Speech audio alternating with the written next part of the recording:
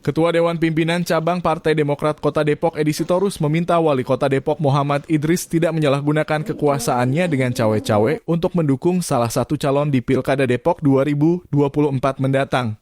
Hal tersebut ditegaskan politisi senior Partai Demokrat Edi Sitorus usai acara deklarasi 6 parpol untuk mendukung Sekretaris Daerah Supian Suri maju di Pilkada Depok di Hotel Margo, Jalan Raya Margonda, Rabu 8 Mei 2024.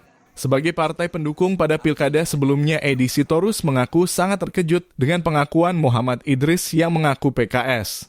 Padahal kata Edi Sitorus dalam masa pencalonan Wali Kota Depok, Muhammad Idris menyampaikan bahwa dirinya bukan berasal dari PKS. Dia ngaku bukan PKS, hari ini dia ngaku PKS, saya kaget. Iya, saya bawa ke pusat, ketemu dengan orang DPP Andi-Arief, dia juga mengatakan saya bukan PKS. Tolong dicatat ya. Catat baik-baik. Sama kita ngomong bukan PKS. Bukan berarti dia PKS kita nyesel, bukan. Ya dong. Tapi ternyata prosesnya pun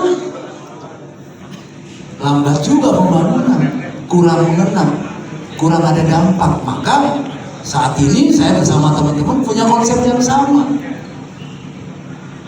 Kalau kemarin cuma sama Pak Idris saya punya konsep dengan P3 doang. Jujur aja, kita nggak pernah diajak diskusi sama Idris ya. Hari ini kita semua ketua partai kita bicara. Makanya dengan satu kesepakatan, siapa yang kita usung yang punya kemampuan ke depan. Masa iya kita kunjungan kerja ke semua wilayah, jalan satu arah banyak benar. Depok mana ada? Kenyamanan sudah tidak ada bertransportasi. Ini kalau kita biarkan ini menjadi persoalan, makanya kita sepakat harus ada perubahan.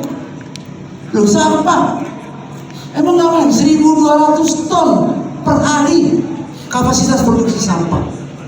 Ini kalau nggak cepet-cepet ditangani dengan maksimal ini persoalan. Maka artinya bukan kita benci, bukan, tapi hari ini kita ingin ada perubahan yang lebih baik lagi.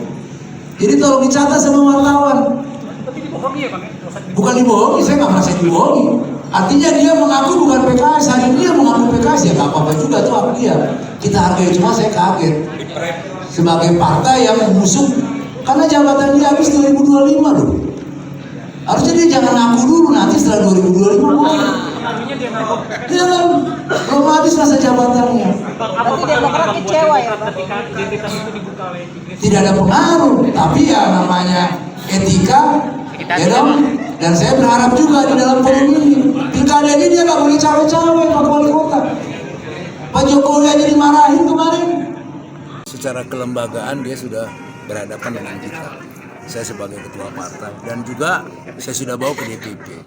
Pada saat itu dia mengatakan bahwa saya bukan PKS. Non-partisan Bang? Dia bukan PKS, dia profesional. Artinya profesional. Artinya dia PKS pun nggak apa-apa buat kita. Tapi pada saat itu, ya kan sekarang dia bicara begini kan saya kaget. Ini kan masa kampanye sebetulnya. Masa-masa untuk pilkada. Harusnya, ya kan, dia sebetulnya juga harus menghargai kita sebagai partai pendukung P3 dan Demokrat. Harusnya dia ngomong, saya ini ya kan diusung oleh Partai Demokrat, P3 dan PKS. Nah, itu lebih baik kan, di publiknya bagus. Nah ini saya kader PKS loh. Sakit hati Dia nggak Bang? bicara nggak sakit hati Pak. Di politik itu biasa kan seperti ini. Hanya ya kita berharap dia selesaikanlah masa tugasnya dia. Dan saya berharap sebagai partai pengusung, jangan lagi dia cawe-cawe lah di pilkada ini. Dia betul-betul sebagai, karena udah 2 periode. Pak Edi sudah 2 periode menjadi seorang good father lah. Sebagai betul-betul orang yang memang berjiwa besar, ya kan, untuk mendukung siapapun yang mau mencalonkan di Kota Depok ini. Jadi jangan berpihak atau cawe-cawe. Di sisi lain, Edi Sitorus berharap agar ke depan Sekretaris Daerah Supian Suri jika terpilih menjadi Wali Kota Depok mampu menuntaskan berbagai persoalan di Kota Depok seperti masalah sampah, transportasi, kemacetan, banjir, dan lainnya. Pasti banyak yang kurang. Nah inilah yang perlu diperbaiki ke depan untuk lebih baik lagi. Jujur Pak, masalah transportasi saja. Ini runyam kita. Coba sampai sekarang berapa banyak pertumbuhan pembangunan perumahan di Kota Depok.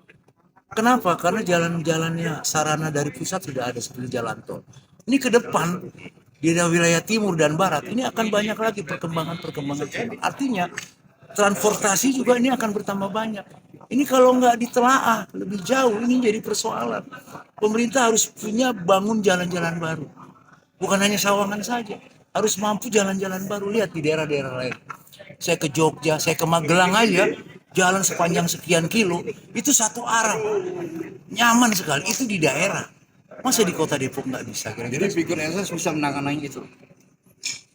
Kalau bicara, kan kalau pemerintah juga nggak bisa sedikit. Tapi harapan kita, SS ini kan seorang birokrasi, Pak. Dia punya kemampuan dan memang dia juga lulusan STPDN, Pak. Sekolah tinggi pemerintah daerah. Dia dari bawah, dia sudah hafal sebagai birokrasi apa konsep ke depan. Ya kan? Paling tidak dia punya dasar itu. Ya kita berharap dia harus mampu, tentu bersama-sama dengan kita.